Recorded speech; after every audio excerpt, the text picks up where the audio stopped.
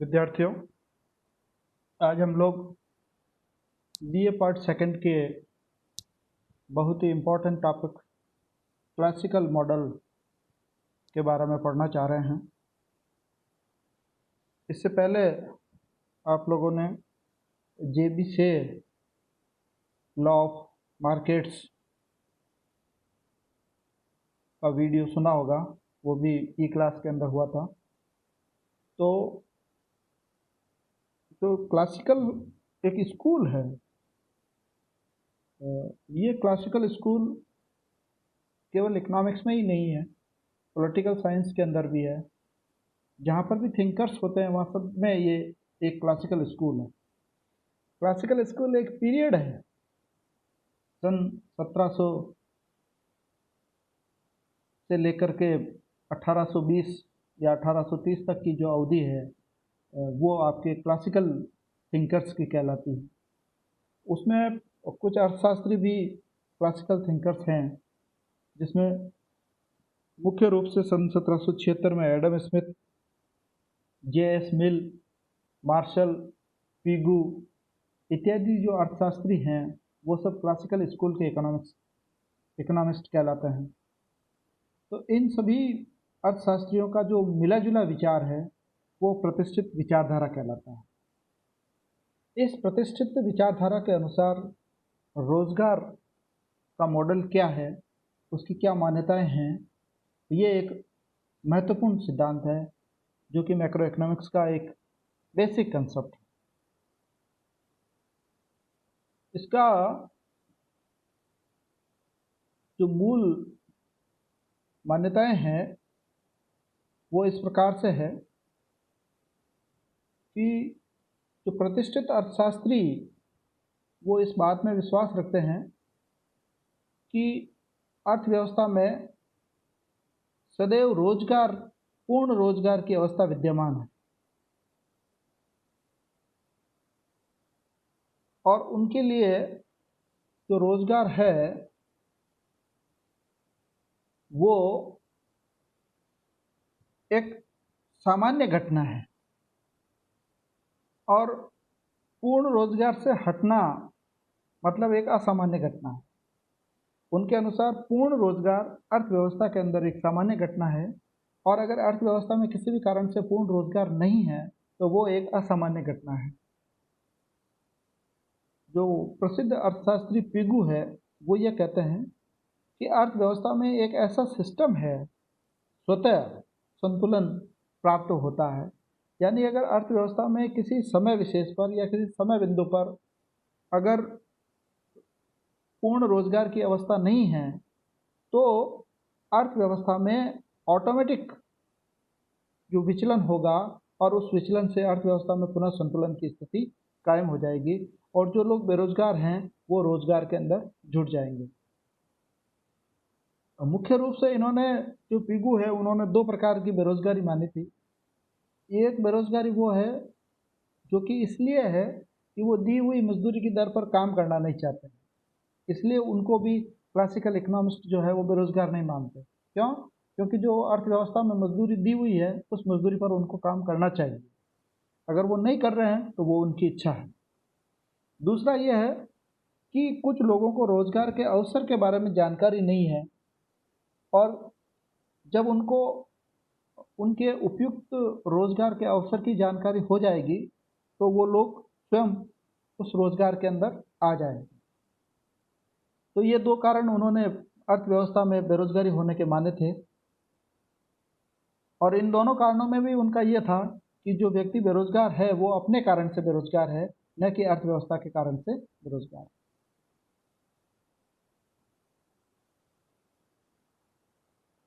वो पीगू ये भी मानते हैं कि अगर अर्थव्यवस्था में किसी भी कारण से बेरोजगारी है तो उसका कारण है कि मजदूरी में कठोरता है।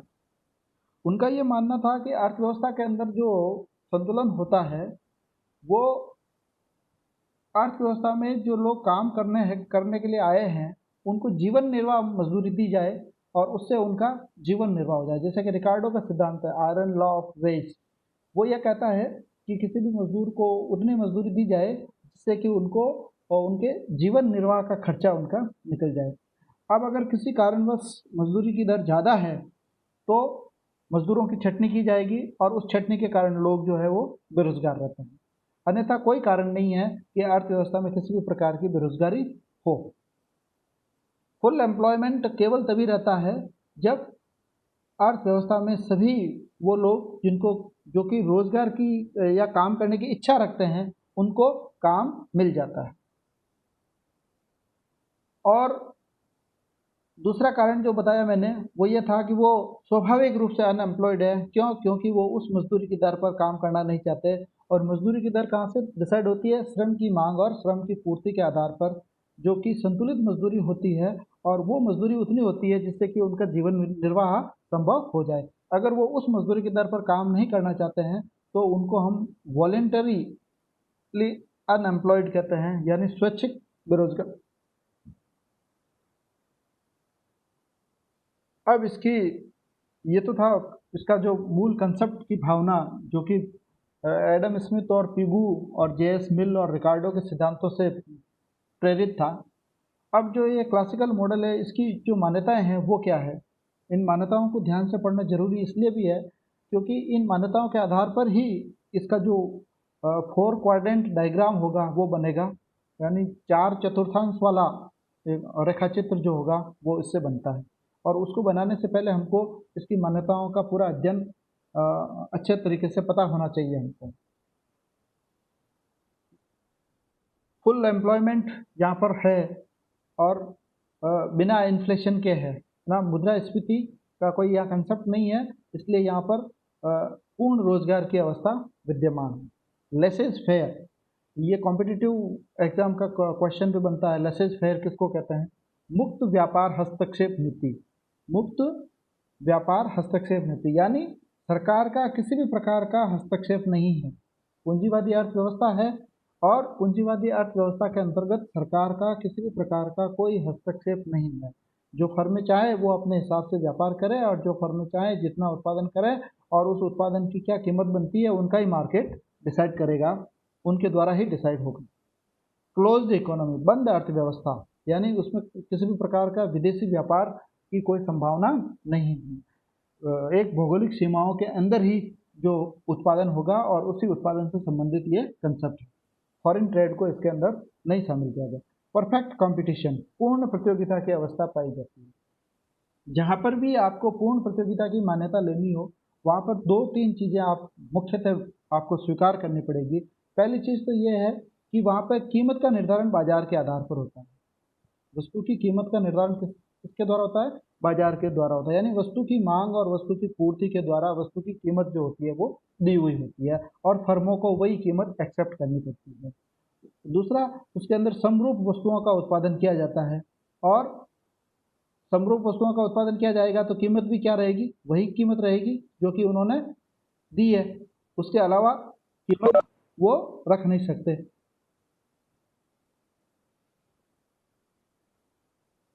लेबर इज होमोजेनियस, लेबर समरूप का मतलब यह है कि प्रत्येक श्रमिक की जो सीमांत भौतिक उत्पादकता है वो एक समान। लेबर समरूप का मतलब रंग रूप आकार से नहीं है। लेबर समरूप का मतलब है कि उस श्रम के द्वारा जो उत्पादन किया जाएगा उसकी सीमांत भौतिक उत्पादकता NPPL जो है वो बराबर है।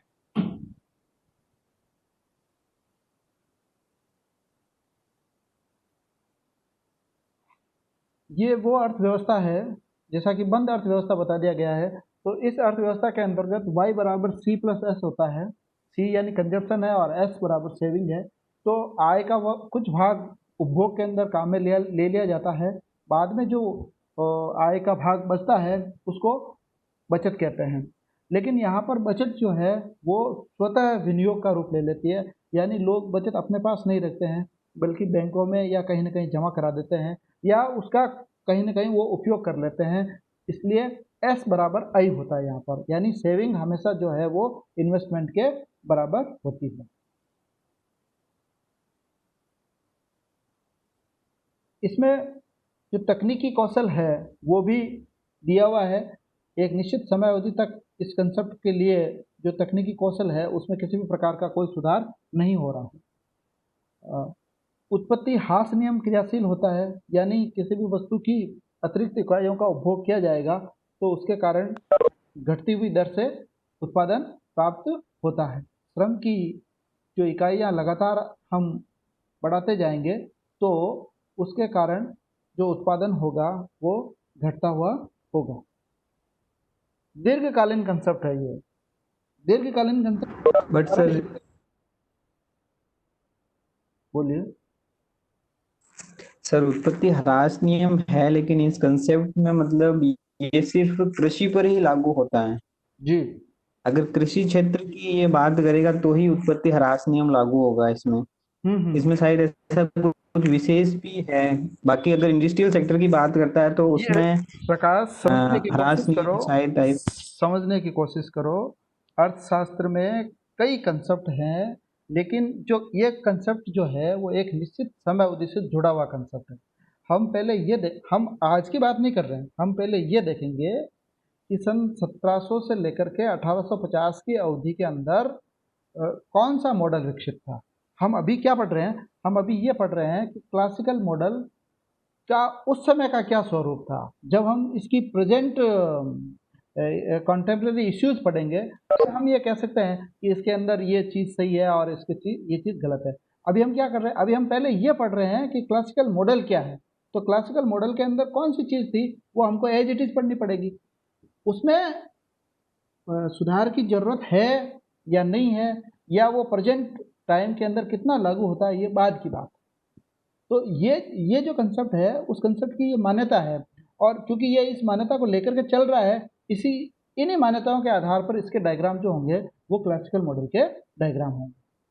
हाँ, जब हम ये पढ़ेंगे कि क्लासिकल मॉडल की वर्तमान में क्या प्रासंगिकता है, तब हम ये कहेंगे कि इस सिद्धांत की ये चीज़ें जो है वो लागू नहीं होती। वैसे तो कई चीज़ें लागू नहीं होती है। सेविंग ऑटोमेटिकली इन्वेस्टेड कहाँ होता है, अभी भी नहीं हो रहा है, तो उस समय कैसे रहा होगा, उस समय कैसे रहा होगा ये चीज़।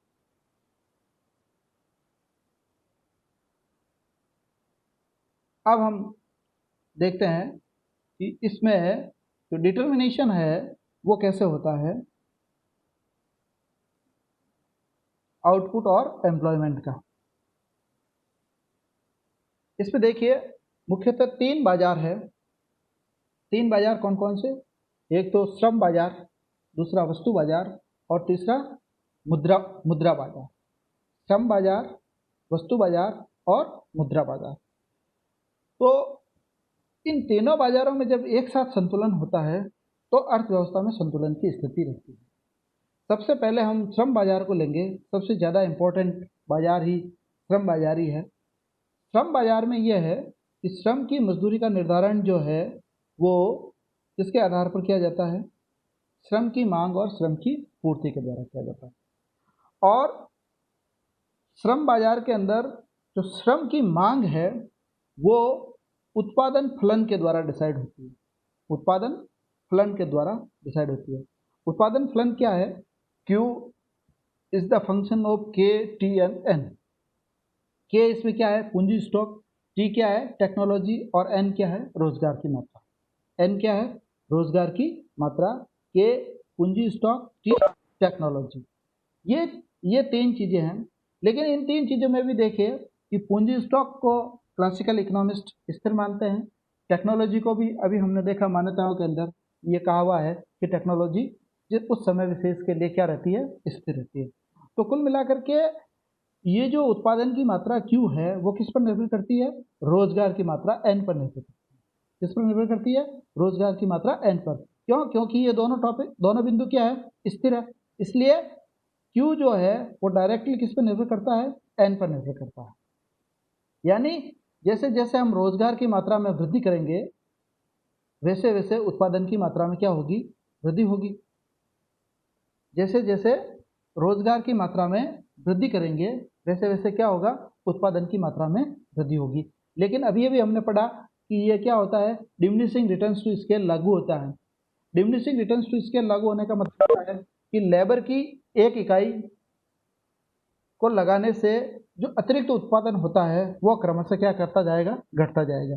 यानी अगर ऑलरेडी 10 इकाइयाँ काम कर रही है और उसके कारण 50 इकाइयों का उत्पादन हो रहा है, तो वो 5 के एवरेज से उत्पादन हो रहा है। लेकिन अगर हम 11वीं इकाई लगाते हैं तो उसके कारण जो उत्पादन होगा वो 5 से थोड़ा कम होने लग जाता है। या 21वीं इकाई को लगाते हैं तो 20 इकाइयों के एवरेज की तुलना में 21वीं इकाई से जो उत्पादन होता है वो थोड़ा कम होने लग जाता है। तो ये कहता है कि ये जो उत्पादन फलन है वो ये बतलाता है कि जैसे जैसे हम रोजगार में श्रमिकों की संख्या में वृद्धि करते हैं, उत्पादन तो बढ़ता है, लेकिन वो कैसे बढ़ता है? घटती हुई दर से बढ़ता है। उत्पादन बढ़ेगा लेकिन कैसे बढ़ेगा? घटती हुई दर से बढ़ता है। देखिए, जब N1 से N2 की ओर जाते हैं अपन, N1 से N2 की ओर जाते हैं तो उत्पादन में कितने वृद्धि होती है? ये इतनी मात्रा में वृद्धि होती है, ये वाली। N1 से N2 जाने पर जो उत्पादन में वृद्धि होती है वो इतनी होती है। लेकिन जो ही हम N2 से N3 की तरफ जाएंगे या इस बिंदु से इस बिंदु की तरफ जाएंगे तो मात्रा, श्रमिकों की मात्रा में उतनी ही वृद्धि कर रहे हैं जितनी कि यहाँ पे की थी, उतनी अपन यहाँ पे कर रहे हैं। लेकिन उत्पादन में जो वृद्धि होती है वो इसकी तुलना में यहाँ पर क्या होती है? कम होती है। उत्पादन की मात्रा में वृद्धि जो होती है वो इसकी तुलना में यहाँ पर क्या हो रही है? कम हो रही है। अब लेबर मार्केट में इक्विलिब्रियम कैसे होगा? देखिए, श्रम की मांग जो है वो किसका फलन होती है? वास्तविक मजदूरी का फलन होती है। वास्तविक मजदूरी के अंदर दो चीजें हैं, एक मौद्रिक मजदूरी W और दूसरा कीमत स्तर P। कीमत स्तर P, मौद्रिक मजदूरी W और कीमत स्तर P का जो अनुपात होगा वो क्या कहलाएगा? आपके वास्तविक मजदूरी कहलाएगा, RW कहलाएगा। और RW का ही फलन होता है लेबर की डिमांड। देखिए, इसमें क्या होता है कि जैसे कि श्रमिक को मजदूरी दी गई 500 रुपये और 500 रुपये दी गई और वो अगर चावल खरीदता है और 50 रुपये किलो का उस समय भाव है तो वो 10 किलो चावल खरीद लेता है। लेकिन अगर उसकी मजदूरी 500 रुपये ही रहती है और चावल का भाव बढ़ करके 55 रुपये हो जाता है तो उसकी रियल वेज जो होगी वो कम हो जाएगी। यानी कीमतें बढ़ने के साथ साथ मौद्रिक मजदूरी में भी वृद्धि करेंगे तो ही रियल वेज जो होगी वो बराबर मेंटेन होगी। अगर मौद्रिक मजदूरी में वृद्धि हो जाती है और कीमतें स्थिर रहती है तो रियल वेज क्या कर जाएगी? बढ़ जाएगी। अगर मौद्रिक मजदूरी स्थिर रहती है और कीमतें बढ़ जाती है तो रियल वेज क्या हो जाएगा? कम हो जाएगा। तो ये कहते हैं कि जैसे रियल वेज में वृद्धि होगी वैसे वैसे लेबर की डिमांड के अंदर भी वृद्धि होगी। रियल वेज में वृद्धि होने का मतलब यह है कि मौद्रिक मजदूरी में वृद्धि होना, मौद्रिक मजदूरी में वृद्धि होना और कीमतों का स्थिर रहना, या मौद्रिक मजदूरी में वृद्धि कीमतों में वृद्धि की तुलना में ज़्यादा होना। तो ये जो लेबर की डिमांड होगी वो आपके बढ़ जाएगी। और ये घटेगी कब? जबकि रियल वेज जो होगा वो घट जाएगा। दूसरी तरफ होता है पूर्ति पक्ष, श्रम का पूर्ति पक्ष। श्रम का पूर्ति पक्ष भी रियल वेज पर निर्भर करता है। वो ये कहता है कि जैसे रियल वेज में वृद्धि होगी तो सप्लाई जो होगी वो ज़्यादा हो जाएगी। क्यों हो जाएगी? क्योंकि लोगों को ज़्यादा मात्रा में वस्तुएं मिलने लग जाएगी। Increasing function of the real wage rate, यानी जैसे जैसे रियल वेज में वृद्धि होगी वैसे वैसे सप्लाई जो होगी वो लेबर के द्वारा ज़्यादा कर ली जाएगी। क्यों? क्योंकि वो लोग ज़्यादा से ज़्यादा काम करने के इच्छुक होंगे क्योंकि मजदूरी जो है उनको बढ़ती हुई मिल रही है। तो ये लेबर डिमांड और लेबर सप्लाई जिस बिंदु पर बराबर होंगे वहाँ पर लेबर मार्केट में क्या हो जाएगा? इक्विलिब्रियम हो जाएगा। तो ये एक डायग्राम है आपके जो ये बताता है कि ये लेबर डिमांड है, ये वाला, और ये लेबर सप्लाई है। लेबर डिमांड जो है वो वास्तविक मजदूरी में कमी के साथ कम होता जा रहा है, ये देखिए ये कम हो रहा है। लेकिन लेबर सप्लाई जो है वो वास्तविक मजदूरी में वृद्धि के साथ साथ बढ़ता जा रहा है। और ये जो है वो अनएम्प्लॉयमेंट है। अनएम्प्लॉयमेंट क्यों है? क्योंकि सप्लाई यहाँ पर इतनी है लेबर की और डिमांड यहाँ पर इतनी सी है। मजदूरी ज़्यादा है तो डिमांड क्या होगी? कम हो जाएगी, लेकिन सप्लाई क्या होगी? ज़्यादा होगी। सप्लाई किसके द्वारा की जाती है? श्रमिकों के द्वारा। तो जब मजदूरी ज़्यादा मिलेगी तो वो लोग ज़्यादा लोग काम करने के लिए इच्छा रखेंगे। लेकिन दूसरी तरफ जो उद्यमी है, उत्पादन करता है, उसको घाटा होता है ज़्यादा मजदूरी पर, तो वो श्रमिकों की छटनी करेगा और कम से कम श्रमिकों को काम में लेगा।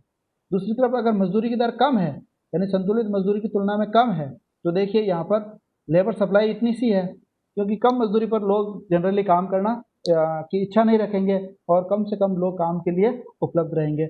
और डिमांड क्या है?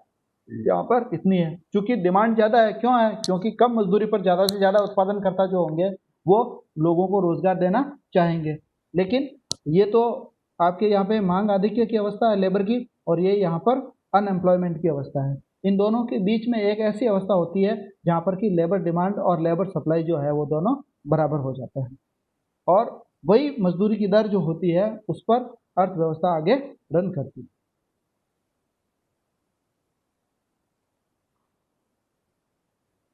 इसके अलावा हमको एक्सप्लेनेशन पढ़ने की बजाय मार्केट, गुड्स मार्केट हो गया, मनी मार्केट हो गया, एक्सप्लेनेशन पढ़ने की बजाय हम लोग वस्तु बाजार पर आते हैं। अभी हमने केवल श्रम बाजार का अध्ययन किया, यानी श्रम बाजार में श्रम की मांग और श्रम की पूर्ति के द्वारा मजदूरी की दर का निर्धारण होता है। अब दूसरा जो बाजार है वो है वस्तु बाजार, यानी गुड्स मार्केट। गुड्स मार्केट में हमको संतुलन चाहिए सेविंग और इन्वेस्टमेंट के लिए। तो यहाँ पर ये बताया गया है कि अर्थव्यवस्था में जो भी अमाउंट सेविंग के लिए होता है उसका ऑटोमेटिकली क्या कर दिया जाता है, इन्वेस्टमेंट कर दिया जाता है। और इन दोनों के बीच में जो इक्वालिटी है वो किसके द्वारा होती है, इंटरेस्ट रेट के द्वारा होती है। यानी जहाँ पर सेविंग और विनियोग दोनों बराबर होंगे वहाँ पर ब्याज की दर का क्या होगा, निर्धारण होगा। देखिए, इन्वेस्टमेंट जो है वो ब्याज की दर का नेगेटिव फलन है, यानी ब्याज की दर ज़्यादा होगी तो इन्वेस्टमेंट क्या होगा, कम होगा। और दूसरी तरफ सेविंग और इंटरेस्ट रेट के बीच में कौन सा रिलेशनशिप होता है, धनात्मक रिलेशनशिप होता है। क्योंकि ब्याज ज़्यादा होता है तो लोग क्या करते हैं, थोड़ा कंजप्शन एक्सपेंडिचर कम करके बचत को ज़्यादा करते हैं। तो एस का जो फलन होगा वो तो पॉजिटिव फलन होगा, यानी बाएं से दाएं ऊपर बढ़ता हुआ फलन होगा, और इन्वेस्टमेंट का जो फलन होगा वो लेफ्ट टू राइट डिक्लाइनिंग होगा। जहाँ पर एस और आई यानी सेविंग और इन्वेस्टमेंट दोनों बराबर होंगे वहाँ पर इक्विलिब्रियम ब्याज की दर का निर्धारण होगा, और इस ब्याज की दर के कारण ही जो सेविंग और इन्वेस्टमेंट है इन दोनों के अंदर इक्वालिटी मेंटेन रहती है। तीसरा मार्केट जो है वो है आपके मनी मार्केट यानी मुद्रा बाजार। मुद्रा बाजार में आप लोगों ने फीसर का सिद्धांत पढ़ा होगा, मुद्रा का लेन देन या सौदा उद्देश्य वाला जो कंसेप्ट है, या जो किन्स का कंसेप्ट है। तो जो मुद्रा का जो क्वांटिटी थ्योरी ऑफ मनी है वो ये समझाता है कि एम वी बराबर पी टी होता है। एम वी क्या है, एम वी यहाँ पर मनी सप्लाई है, मुद्रा की पूर्ति है। वी मुद्रा का प्रचलन वेग है। वी क्या है, ये जो वी है वो क्या है, मुद्रा का प्रचलन वेग। मुद्रा का प्रचलन वेग से अभिप्राय यह है कि मुद्रा की एक इकाई द्वारा एक निश्चित समय अवधि के अंदर कितनी बार लेन देन होता है, यानी उसका कितना फ्लो बनता है, कितनी बार वो उपयोग में ली जाती है, तो वो हो जाएगा आपके एम। पी हो गया प्राइस लेवल, सामान्य कीमत स्तर, और टी हो गया आपके ट्रांजेक्शन यानी लेन देन की मात्रा। तो जो लेन देन की मात्रा और सामान्य कीमत स्तर का जो मल्टीप्लाई होगा वो किसके बराबर होगा, मुद्रा की पूर्ति और मुद्रा की प्रचलन वेग के बराबर। तो ये एम जो है वो है मुद्रा का मांग पक्ष, और पीटी जो है वो है मुद्रा का पूर्ति पक्ष। ये क्या है, मुद्रा का पूर्ति पक्ष। मुद्रा का पूर्ति पक्ष किससे डिसाइड होता है, ट्रांजैक्शन से, यानी कुल लेन देन कितना हो रहा है उससे मुद्रा की पूर्ति डिसाइड होती है। और ये एम और वी जो है वो मनी डिमांड कहलाता है। तो इन दोनों के बीच में जो संतुलन होगा वो क्या डिसाइड करेगा, आपके मनी मार्केट के अंदर इक्विलिब्रियम डिसाइड करेगा। इन सब के जो डायग्राम हैं वो सबको एक साथ मिला करके यहाँ पर ये चीज़ है। तो जब अपन तीनों मार्केट के बारे में स्टडी कर चुके होते हैं तो हमको इस डायग्राम का ज़्यादातर हिस्सा पता चल जाता है। देखिए, सबसे पहला हिस्सा ये वाला है जिसमें ये देखिए ये लेबर डिमांड को दिया हुआ है और ये लेबर सप्लाई को दिया हुआ है, जो कि हमने आपको पहले ही बता दिया था कि ये वास्तविक मजदूरी की दर का निर्धारण करता है, W/P का निर्धारण करता है, या ये रोजगार की मात्रा है।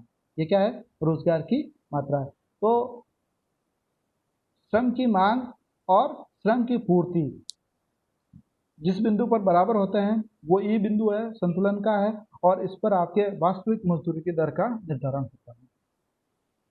दूसरी बात हमने आपको ये बताई थी कि लेबर डिमांड और लेबर सप्लाई से जो रोजगार की मात्रा निकलती है वो रोजगार की मात्रा ही उत्पादन की मात्रा को डिसाइड करती है।